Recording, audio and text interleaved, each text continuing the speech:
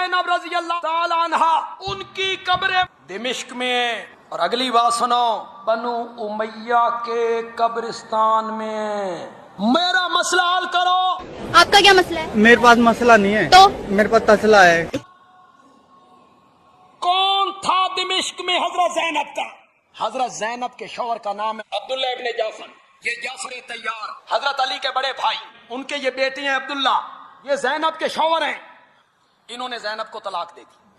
عبداللہ ابن جعفر کی ایک بیٹی جو زینب کے بطن سے نہیں، دوسری بیوی کے بطن سے ہے، اس کا نام ہے ام محمد، وہ یزید کی بیوی ہے۔ ظالم کو اپنی بیٹی دے دی تھی، اور اگر وہ بعد میں زانی شرابی ہوئے تو واپس کیوں نہیں لی اس سے؟ ان کی آپس میں رشتہ داریاں ہیں، تم گالیاں نکال رہے۔ ام محمد زینب کی کیا لگی؟ ستیلی بیٹی۔ کربلا کے واقعہ کے بعد زینب مدینے واپس نہیں گئیں، انہوں نے ساری زندگی اپنے داماد کے گھر گزاری، اسی جگہ ان کا انتقال ہوا، اور اسی لیے وہ دمشق میں کیا ہوئی؟ تو اگر تم نے ہمارے کھاتے میں ڈال دیا ہے تو پھر ہم لعنت کریں، تمہیں تکلیف کیا ہے؟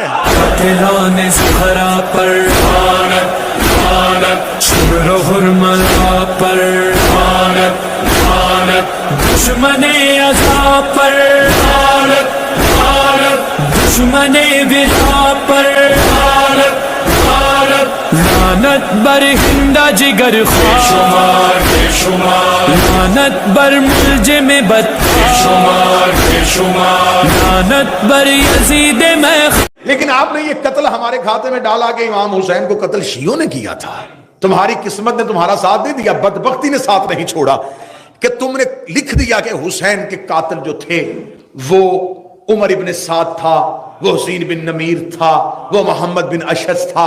جب تم نے نام لکھ دیے تو اب بتانا تو پڑے گا نا کہ عمر ابن سعد کس کا بیٹا تھا؟ یہ سعد بن ابی وقاص کا بیٹا تھا، وہ سعد بن ابی وقاص جسے آپ نے اشرا مبشرہ میں شامل کیا ہے۔ امام حسین کے قاتلوں میں محمد بن اشعث کھڑا ہے، آپ کو بتانا پڑے گا یہ پہلے خلیفہ کا بھانجا ہے۔ قاتلوں کے شجرے ہم تمہارے گھر سے نکالیں گے۔ جس نے حکم دیا وہ معاویہ کا بیٹا، جو لشکر لے کے گیا اور جس نے سب سے زیادہ ملعونیت کی تھی ابن زیاد ملعون نے، جو زیاد جس کا یہ بیٹا ہے نا، عبید اللہ اس کا نام ہے، اس کو ابن زیاد کے نام سے مشہور جان بوجھ کے کیا گیا۔ زیاد باپ کے نام سے مشہور نہیں تھا، اس کو زیاد ابن سمیہ کہتے تھے ماں کے نام سے، کیونکہ باپ کے نام کا کسی کو نہیں پتا تھا بڑا ملعون۔ اور یہ بات ذہن میں رکھیے گا، امام کا قاتل حرامی ضرور ہوتا ہے، یہ بات طے ہے، معصوم کا قاتل حلالی نہیں ہو سکتا۔ حاکم شام کو کسی نے بتایا تھا کہ تو نے عمر بن عاص جیسے بندے کٹھے کیے ہوئے ہیں، اگر تو زیاد کو بلا لینا تو وہ تیرا پورا ساتھ دے گا، لیکن وہ اپنی اکڑ میں تھا، وہ حاکم شام کو ماننے کے لیے تیار نہیں تھا۔ اس نے مغیرہ ابن شعبہ کو یہ سازش دے کے بھیجا، اس نے کہا تو زیاد کو تیار کر کے کسی طریقے سے میرے پاس لے کے آ۔ جب اس نے زیاد کو لے کے آیا کہ تجھے حاکم شام ملنا چاہتا ہے، اس نے اپنے دربار میں بڑی تقریب کا انعقاد کیا۔ لوگوں نے کہا آج کیوں؟ کہنے لگا آج میرا ایک بچھڑا ہوا بھائی مل گیا۔ جب یہ دربار میں پہنچا تو لوگوں نے کہا کہ تو حاکم شام کا بھائی ہے؟ اس نے کہا نہیں، میں تو اس کا بھائی نہیں۔ اس نے 4 لوگوں سے دربار میں گواہی لی کہ اس کا باپ میرا باپ۔ یہ تاریخی حقائق ہے، میں نے آپ کے سامنے پہلے مغیرہ ابن شعبہ کو کاندھا مار کے کہا تھا کہ تو مجھے یہاں گالیاں دلوانے کے لیے لے کے آیا تھا، کہ یہ گالی ہے نا، یہ جو گالی دے رہا ہے کوئی، کہ بھرے دربار میں یہ کہہ رہا ہے۔ اور اس نے 4 لوگوں سے قرآن پہ قسم دلوائی اور انہوں نے تسلیم کر لیا کہ میرا بھائی ہے۔ قاتل حسین تو تمہارے بھائی تھے۔ حاکم شام مرنے والا تھا تو اس نے 4 لوگوں کو بلایا، اس میں سعید بن عاص کو بلایا، حسین بن نمیر کو بلایا، ضحاک ابن قیس کو بلایا۔ اس نے کہا کہ میں اپنے بعد اپنے بیٹے یزید کو حاکم بنانا چاہتا ہوں، کوئی رستہ اختیار کرو۔ انہوں نے کہا کہ اس کی حکومت کو لوگ تسلیم نہیں کریں گے۔ تو 4 ایسے لوگ ہیں جن سے شدید خطرہ ہے۔ انہوں نے کہا کون؟ انہوں نے کہا ایک حسین ابن علی، عبد الرحمن بن ابی بکر اور عبداللہ ابن زبیر، کسی طریقے سے ان کو لالچ میں لو۔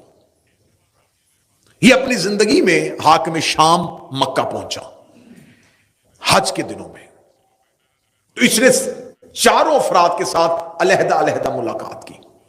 اب جو تاریخ ابو الفدا، روضۃ الاحباب، یعنی کہ اہل سنت تواریخ سے میں پڑھ رہا ہوں، جو سب سے پہلی ملاقات اس نے کی وہ عمر کے بیٹے عبداللہ سے کی، عبداللہ ابن عمر سے۔ اس نے کہا کہ اگر میں اپنے بعد یزید کو خلیفہ بناؤں تو تو اسے کیسا دیکھتا ہے؟ ان کا آگے سے جواب یہ تھا، دیکھ مجھے تو حکومتوں کے ساتھ کوئی لینا دینا نہیں، میں گوشہ نشین آدمی ہوں، اگر سب نے تسلیم کیا تو میں بھی کر لوں۔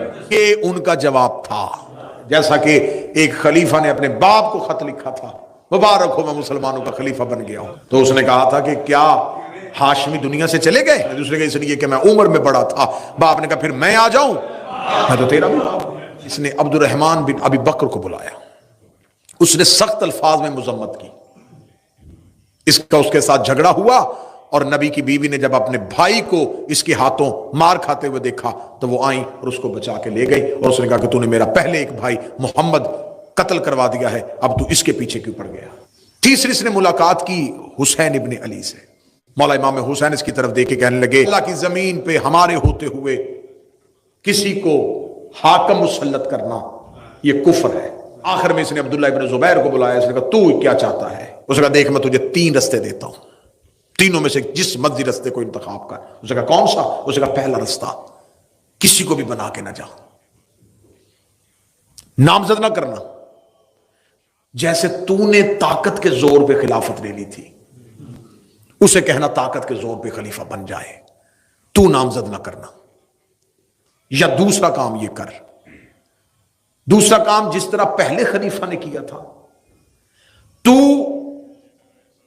کوئی کمیٹی بنا دے جس میں اپنے ہی افراد رکھ لے اور ان کو کہہ دے نا کہ وہ اسے طے کر لیں، یہ گناہ تو اپنے سر نہ لے۔ اس نے جتنے بھی رستے دیے اس نے کہا مجھے ان میں سے کوئی بھی رستہ نہیں چاہیے، یہ واپس چلا گیا۔ اور پھر اس کی جو موت واقعہ ہوئی ہے، کتابیں کہتی ہیں کہ یہ کنویں سے پانی لینے کے لیے، گھر کے اندر جو کنواں تھا وہاں سے پانی لینے کے لیے، تو کنویں کے اندر سے گیس نما چیز نکلی جس نے اس کے پورے میرے کو جھلسا دیا، جتنی دیر زندہ رہا لوگوں کے سامنے نہیں آتا۔ اہل سنت کتابیں کہتی ہیں کہ یہ اپنے کمرے میں کہتا تھا کاش میں نے حجر بن عدی کا قتل نہ کیا ہوتا، کاش میں نے مال کے اشتر کو نہ مروایا ہوتا۔ اب اس کی موت واقع ہو جاتی ہے، جب موت واقع ہو جاتی ہے تو باپ کے بنائے ہوئے منصوبے کے تحت، اور جب یہ مرتا ہے تو بیٹا اس وقت گھر میں نہیں ہوتا، یہ شکار پہ گیا ہوتا ہے۔ وہ جن لوگوں کو اس نے بلایا ہوا تھا نا، ضحاک بن قیس اور حسین بن نمیر اور سعید بن عاص، یہ جلدی جلدی لوگوں کو اعلان کر دیتے ہیں کہ حاکم شام مر گیا ہے، اور وہ اپنی زندگی میں وصیت کر کے گیا تھا کہ میرے بعد میرے بیٹے یزید کی بیعت لے لینا، اور اس کے واپس آنے تک ہم اس کی بیعت لیتے۔ جب انہوں نے بیعت لینی شروع کر دی، جہاں جہاں اس کے گورنر بیٹھے ہوئے تھے حاکم شام کے، ان کو ایک مراسلہ بھیج دیا گیا کہ جہاں جہاں بھی بیٹھے ہو یہیں پہ تعینات رہو اور لوگوں سے یزید کے ہاتھ میں بیعت لو۔ جب انہوں نے یزید کی بیعت کروانی شروع کر دی، مراسلہ مدینے پہنچا ہے، اور مدینے کے گورنر ولید بن عقبہ ملعون کو کہا گیا ہے کہ تم حسین ابن علی سے بیعت لو۔